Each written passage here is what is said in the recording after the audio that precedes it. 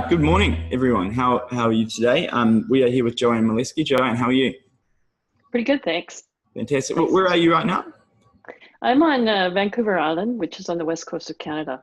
That's where I live. So we're speaking with Joanne today because she is coming over here to Australia in Melbourne to keynote first conference for us on the 26th and 27th of February in 2018. This conversation today will be a chance for us to talk a little bit about what first conference is and a little bit about, I guess, Joanne and her background and the way that she sees things so that we can prepare to prepare for the conference. Anything you'd add to that, Joanne? No, I think you said it quite well. Yeah. Okay, fantastic. I'm looking forward to coming back to Melbourne because I lived there for 2.5 years. Oh, yeah, I forget that. When were you last here? I think the last time I was in Australia was actually this year, but it was Sydney. Melbourne, I haven't been there for 3 or 4 years. Perfect. That's brilliant. Well, it's I'm a New Zealander. I actually moved here about 5 years ago, and I love the city. So it's always nice to be here. So I'll start off. I'll talk a bit about what First Conference is, and we'll talk about the structure of the talk. So First Conference, most importantly, is not a conference just about software development and agile. This year, it's about organizational agility. So it's designed in a way to try and empower attendees to discover and discuss the fundamental issues and opportunities that you face when you're trying to adopt new ways of working, or that come as a result of adopting new ways of working. This can mean software. This can mean any other part of your business. And that's kind of the whole pretense of the talk, of the conference. With the structure, we're following Alistair Coburn's Heart of Agile framework. So the idea behind that is that you can learn skills around collaboration and collaborate with people like you on issues that you have. You can think about effective delivery. You can reflect on the things that you've learned and the experiences that you've had. And then you can really think about how you can improve and take that back to your work the next day. We're lucky because Joanne is an expert in this field. Do you have anything that you'd add to that, Joanne? No, I think just coming out of my background, and so I come out of a technology background and work for ThoughtWorks, which you may or may not know is a global organization where we specialize in software development. And we've probably been doing Agile from a software development perspective for, well, as long as it's been around. We're one of the pioneers in it. So when I came to ThoughtWorks, I came out of risk and compliance, particularly from an IT perspective. And what attracted me to ThoughtWorks was the work they were doing around, at the point in time when I joined 7 years ago, continuous delivery. Yeah. And connected with Jez. And what really appealed to me about continuous delivery was, from a risk and compliance perspective, I felt that it greatly reduced risks for the use of technology. And so subsequently, I got introduced to Jez Humble, who wrote the book Continuous Delivery, and I've known Martin Fowler for quite a long time. But I got roped into co-authoring a book called Lean Enterprise, which is published by O'Reilly Press, and I co-authored that with Jez and Barry O'Reilly. And one of the things as we were working on the book and talking, it started out about a technology book, but we soon realized that to make this work, and from my perspective, from risk, to reduce organizational risk, you have to involve the whole organization in this collaboration and a different way of thinking. Because what we found with continuous delivery was you could do everything right, the right way for the right reasons, but the organization, particularly in large organizations, the structure and the control that they try to place around how people work really limited the benefits that they could get out of using technology. So that's how we got sort of pulled into this. It's a bigger problem than just technology. Yeah. That's interesting as well. There seems to be a very root problem, both in the way that organizations work and the behaviors that it reinforces of the people within the organizations as well. So it's really, it's an interesting field. I'm really interested to kind of unpack a little bit more about your background and how you came across, so if you came across Jez and you came across Barry by working at ThoughtWorks, or did you know them already, or how did that play out? Well, I mostly working at ThoughtWorks, but true confessions are that my husband has worked for ThoughtWorks for much longer than I have. Okay. So I have had an introduction to ThoughtWorks, and I knew what ThoughtWorks was. Now, I Mm. come out of a healthcare background. My Okay. degree is in foods and nutrition. I worked as a registered dietitian. Oh, wow. But again, the complexities around that, and dealing with a human organism, I Mm. think now can be applied to, if you think of organizations as organisms and complex organizations, a lot of the principles about how you deal with problems in the human body can Mm. be applied to an organization. And Mm. one of the first things we learned was that you cannot take a system in isolation. So Mm. that would be, your circulatory system or your gastrointestinal system, and look at it without looking and seeing what's going on with the rest of the organism. And the Yeah. same holds true for organizations. You can't look at, a problem in isolation and say, I'm going to solve it, without looking at the holistic view of how your solutions or your way of dealing with problems affect the rest of the organization's Mm. ability to keep moving forward. And I found that quite a bit when I moved from healthcare to teaching people how to use email decades ago. And then, the advent over the next couple of years, in the early turn of this century, the technological advances, particularly smart mobile devices, and the ubiquity of being connected all the Mm. time, really has changed people's ways of how they learn, how they think, how they connect with each Mm. other. The problem is, again, organizations have not adapted to that. Yeah, yeah, of course. Yeah, Yeah. it's an interesting one, isn't it? It's a big challenge that you face in organizations right now. But where do you see the opportunity? I guess the question I'd be more interested to understand is that do you see a place for organizations in the future that don't put software development at the forefront of what they do? Well, and it's not restricted to software development, it's Mm. technology use in Yeah, yeah, general. yeah. Um, unless you're a potter out on Vancouver Island, Yeah. I think small, artisanal, oriented individuals or small groups of individuals like that. But even then, you can't make a living without having some form of technology to communicate the availability of your products and services, Mm. right?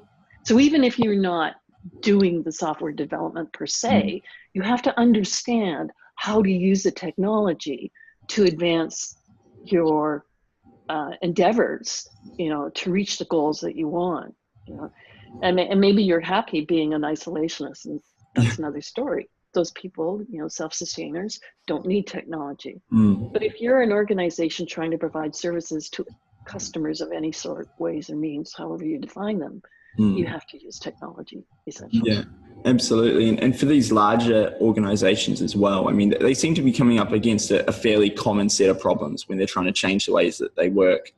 What are some of those problems? What do you see them as? Well, I mean, the first problem we see this, particularly in large organizations, more established organizations, is the way they structure themselves. Mm. So we have functional silos, or we have functional lines of business that don't communicate with each other. And the Mm. reporting structures, and if you're familiar with Beyond Budgeting and Beyond Immobilis's work, he has a very good diagram about how, this command and control, the guys at the top thinking about, here's what we're going to do this year, and this is how we're going to accomplish it, and this is your target for this year, and this is how you're going to accomplish it, doesn't work today, Mm. right? And then the other thing is that we'll report down this in our functional silos, and then you guys do the work, and then you report back up to Yeah. us. And so, in large organizations, first of all, that reporting structure and the hierarchy is really deep, Mm. really, really deep. So that by the time the guys at the top who are making the decisions, the people at the top making the decisions, get the information, Mm. it's been sanitized Yes. significantly, and probably to a bias of presenting a better picture than it actually is, Yeah, of course. right? So that's the first thing. And then let alone the, I can't talk to somebody in another line of business and another team when I have to go through my manager and all the waste that creates around, just getting things done. Yeah. And what is the damage that does to people as a worker? Oh, most of us have worked in that. If you get around for a while, it's demoralizing. It's soul sucking. It's like I get up in the morning and I go, oh, Jesus, I have to go to work, right? Yeah. So there was a Gallup poll that the United States has been running for, Gallup in the United States has been running for decades. And every year they sort of measure by, I'm not sure the ways, but how many employees are engaged in US-based organizations. And so this is engagement like, I like going to work, I'm involved, I feel like I'm contributing. Yeah. 15%, that's 1/5 are engaged. And then, and then even worse is the ones who are actively out to, kind of do a destructive activity on the organization just because they're so angry at having been put through this experience is something, or I think it's around 10%. Really? And then there's the missing piece in the middle. These are people who are just showing up and doing what they're told to do and collecting their paycheck. Yeah, well, it's interesting, isn't it? The way that, a lot of people worried about automation, how that comes in and how it changes things. But ironically right now, we're robotic in the workforce and the work that we do anyway, and the structures that we work in. So maybe automation is what saves us from that. So yeah, and at least in the Western world, and if you're in these larger organizations, now some smaller organizations manage to avoid that because generally speaking, and this is me talking off the top of my head on my theory, is I think because their hierarchies tend to be flatter, and a smaller organization realizes that people have to be more generalists, and we have to rely more on people to be able to provide input and figure things out. So we don't rely on that organization structure, our policies, our reporting, our budgeting and stuff to keep us running. We rely on the collaboration and the communication between our people to keep us running. Absolutely. So what do the greener pastures look like? If an organization can evolve and they can empower their people better, what will it mean for their business? What will happen? Well, I think, there's case study after case study after case study that shows that if you're able to, turn around the culture where you start to value the input of people, and managers become less of, the commanders and more of the facilitators. Like, what can I do to help you do your job? Tell me what you need, and let's talk through about what's the best way of actually getting that so we can move forward. That's sort of what the greener pasture looks like, but it's really, really hard because some of the organizations we go into, like some of the banks, and I'm not talking about Australia, I'm talking about continental US and Europe at this point. It's like, oh yeah, we have 10,000, 20,000, 50,000 employees. How do you deal with shifting the culture at that point in time? Yeah, and I mean, you have a lot of people who've spent 20 years working in a system that has had them take directions in this way, and they're finally in a position to give those directions. So what's their reason to want to give up control? Is it? Well, yeah, exactly. And they're incentivized completely so that, it's like, we're not sharing this amongst people, at the lower level who are actually doing the work. It's the managers. So, they feel very strongly if something goes wrong, it's going to affect my incentives and I may lose my job if I fail. And therefore I want to control this. I want to tell people how to do it because I feel that I know best. And in the reality is, that's not right. It's not, you don't know what's best. No. Particularly in a world where there's this unpredictability in the markets, in natural events, disasters, that sort of thing. if we just plan and we control, we will be able to achieve what we think we can achieve. And plans are good, but they're a plan. And in that plan you have to build some flexibility. What happens if it doesn't go according to plan? Have we still got the money? Have we still got the knowledge? Have we still got the capabilities to shift? Yeah, and do you still have the system that can respond to the change? I think that becomes one of the most important parts.